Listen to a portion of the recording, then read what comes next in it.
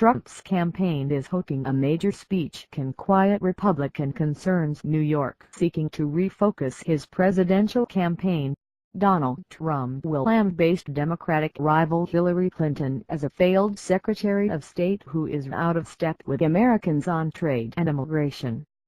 Trump's address Wednesday morning at his hotel in New York's Soho neighborhood marks his official opening salvo against Clinton, the prospective Democratic presidential nominee, in the general election. It comes as Trump faces growing questions about his readiness not just for the presidency, but for the campaign he will need to run to get there. The Trump campaign is hoping the speech can quiet those concerns and rally Republicans around their shared opposition to Clinton.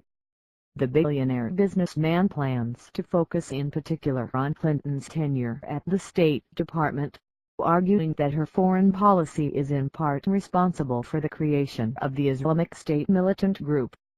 Hillary Clinton had a 4-year tryout for the presidency as Secretary of State, said Stephen Miller, a Trump policy advisor. She ran the State Department and the world went up in flames. Everything took a nosedive, except for Hillary Clinton's bank account, which swelled to new heights. Trump is also expected to cite Clinton's past support for trade deals and her willingness, along with her husband, former President Bill Clinton, to accept speaking fees and contributions to their foundation from countries with poor human rights records. However, Trump is not expected to target the former president's personal infidelities, as he did earlier in the campaign. Clinton has been harshly critical of Trump, particularly since she wrapped up her lengthy Democratic primary battle. On Monday, she warned that the businessman would send the U.S. economy back into recession and said his reckless approach would hurt workers still trying to recover from the 2008 economic turbulence.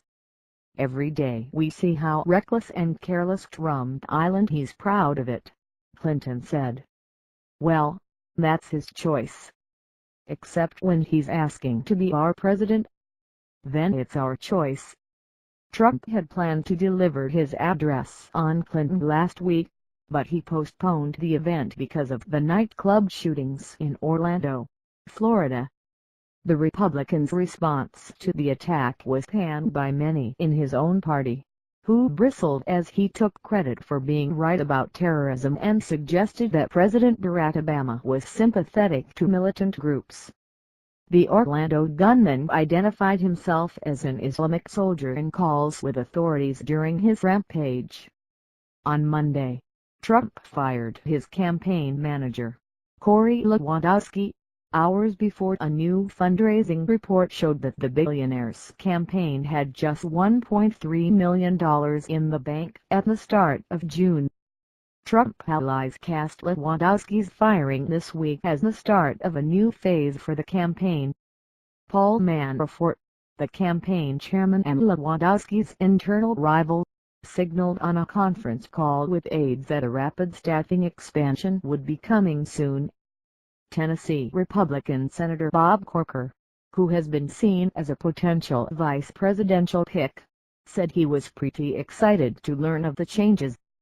"I think that what appears to be occurring over the last 24 hours is a movement in a direction that I think could be very, very positive," Corker said.